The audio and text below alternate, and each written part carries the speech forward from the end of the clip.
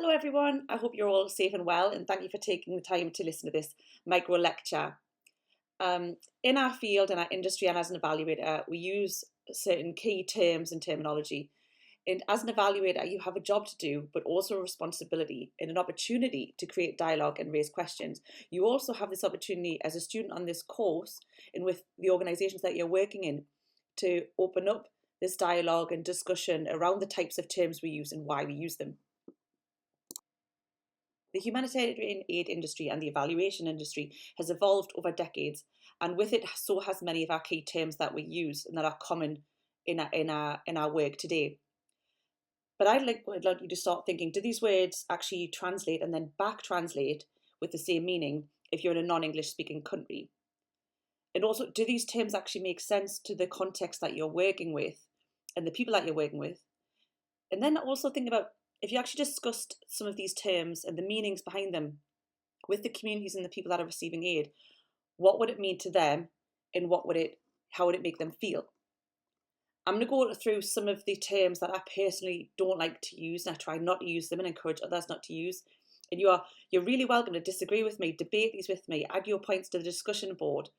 I'm going to go through each of them and why I personally don't like to use them and try not to use them. And at the same time, I do it with the caveat that sometimes I have to use them because it's what funding donors recognise. And you might have to be writing a funding proposal or a report or having certain discussions and dialogue where these terms are used by other people and recognised, and therefore you have to use them. But that doesn't mean we should just accept them, because that also creates the opportunity for us to actually debate them, to try and disrupt the status quo a little bit and see if we can actually move past using some of these terms. So let us start with a term that I do not like. It's the term beneficiary.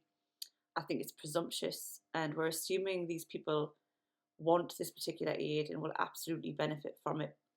I have many examples of where this is not the case. So let me share with you one or two.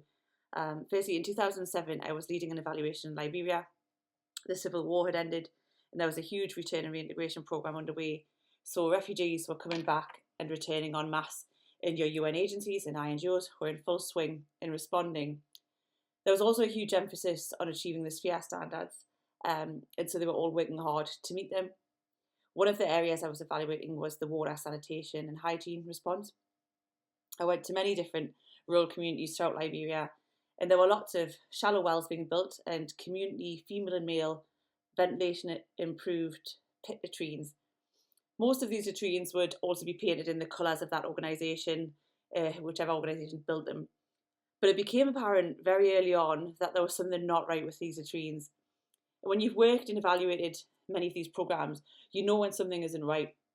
And so I asked to use one of the latrines, and I had to firstly wait for someone to get the keys. So that raises questions straight away. Why were they locked, and why was a single male person in ownership of the keys? But anyway, I went in to use this latrine, and it was evident that it was not, and nor had it ever been used. And I'd been talking with different communities, and they'd all been telling me how they liked the latrines were really great, and they were very thankful for them. Yet none of the latrines were being used. So eventually I got into discussion with a group of women. And as an evaluator, you have to work very quickly and hard and effectively to build trust, because ultimately you're asking people to share their lives with you, and as you're an outsider, and potentially speaking about some of the very bad times that they've been through. But anyway, it went on with the women, and eventually they told me that they believed that if you used the latrine, you would catch HIV/AIDS. Now, there had been hundreds, if not thousands, of latrines built throughout rural Liberia, yet none of them were being used. And I brought this up with one of the agencies, and they knew about it, but they said they had to hit their sphere standards. So would you class these people as beneficiaries? Because I would not. Now, that was in 2007, but I know today there are thousands of unused latrines throughout Africa and Asia. I'll give you another example. Was in Puntland, Somalia. I met with some women on their way to a water source, an unsafe water source, but they just received a shallow well in their community. But they told me it had a lid covering it, and they will not use a covered well. So can we call them beneficiaries? No, we can't. and have countless examples throughout Africa, Asia, the Middle East, and Latin America, where aid given was not in line with the priorities or needs of the crisis-affected communities. The term beneficiary implies a power imbalance that outsiders know what the community's needs are more than they do themselves, and it assumes that there will definitely be of benefit to them. These people are recipients of aid. I would not call them beneficiaries. So if you agree with this, please then share this with others and encourage others to stop using the term. Labelling people as vulnerable or groups of people as vulnerable is something else that I don't find helpful or actually good. For example, I know that 2 years ago there was huge floods in South Sudan, and in South Sudan you have these they're called POC sites, protection of civilian sites, like an IDP, an internally displaced camp site, and that these flash floods had swept through these POC sites, and the latrines had flooded, and so you had sewage, like up to your calves, almost to your knees in some places, and there was mothers that would have their babies tied to them, and then they would tie themselves to trees so that they could sleep standing up or rest standing up. And then I seen a report that labelled these women as vulnerable. And I disagreed with it. I said, yes, they have vulnerabilities. We all have vulnerabilities. And certain situations exacerbate these vulnerabilities. But labelling these women as vulnerable, I found it really irresponsible and doing a disservice to those women, because in my eyes, those women were absolute survivors and doing everything they could to ensure the survival and safety of their children. And I think that's incredible strength. And I would not label these people as vulnerable. Then we also have to look at, do we actually create vulnerabilities in the work that we do? I'll give you an example. When I was in Puntland in Somalia, and there was lots of shallow well programs going on. And the standard was you do a shallow well, you do some hygiene training, you train a man usually in how to do some small caretaking and repairs to the shallow well. Now, these women traditionally, they would walk for miles to collect water.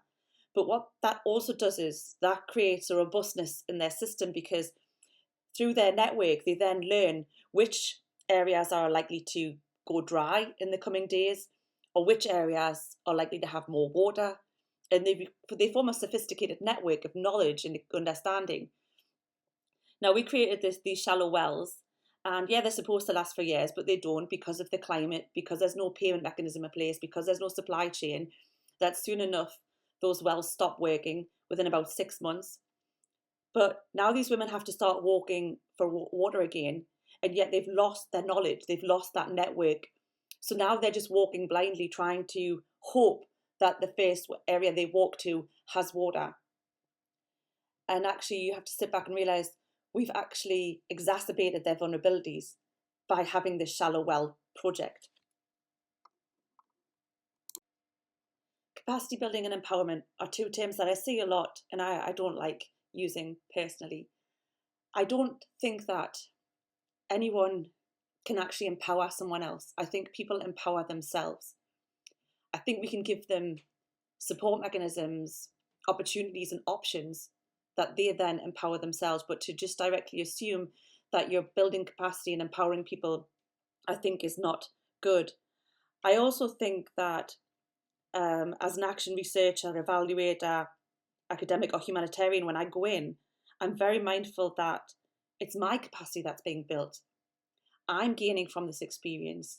This is something else that will go on my CV, that can help my promotion, that will help my own life experience, that will build my knowledge. And I'm learning from these people, these survivors, from their experience, whether it be a civil conflict or a flood, whatever it may be. I'm learning from them and I'm gaining that knowledge and experience. So these terms I do not prefer to use. These are terms I often see in the education sector, in the field. And time again, I get disheartened when I see education programs that are built on or reflect mainstream education systems. We need to be looking at the context with which we're working and what livelihoods and opportunities in the future are our children and youth really going to move forward with. And then we should have our education programs directly tailored to those needs. And we should also look at the timing of when we deliver our education and ensure that works and fits around the lifestyles and the traditions and the cultures of the people with which we're working. The term natural disasters is one I don't use. This term has probably had the most debate around it. There's a whole social media movement around not using this term, and it has had debated in books and journals for decades, since the 1980s, I think. Now, we have natural hazards. So you have earthquakes, floods, volcanic eruptions. But that's not a natural disaster. If a disaster happens, for example, if an earthquake happened in the middle of a desert, it's not a disaster. It only becomes a disaster when the human world is impacted in some way. So we don't have natural disasters. We have natural hazards that cause disasters. Also, this term does a disservice to many people because it doesn't reflect the socio-economic constructs of disasters. When a disaster hits, it is those with less resources that are hit harder. So if you can afford to live off the floodplain, or if you have insurance mechanisms in place, if you can afford to evacuate or have the means to evacuate, and if you can live in buildings that are resistant to earthquakes, you have that privilege. So disasters do not hit evenly and equally. And using the term natural disasters also puts the onus on nature. And actually it shouldn't be on nature, it should be on our governments. And the pressure should be on them to do more to support everyone so that we can equally survive disaster events from natural hazards. Okay, so we have less developed countries and developing countries. These terms are actually taught in British curriculum, so all of our school-age children learn these terms as part of their education. I don't find them useful or helpful terms. They don't take into consideration the unique aspects and context of each country, and they don't take into consideration the wealth and the value of the people. Also, let's consider the United Kingdom. The United Kingdom is classified as a more developed country. Yet in 2020, as a result initially of the COVID pandemic, and for the first time in the United Nations history, the UK became a recipient of UNICEF aid. That's right. Today, UNICEF supports almost 3.3 million children living in poverty across all 4 countries of the United Kingdom.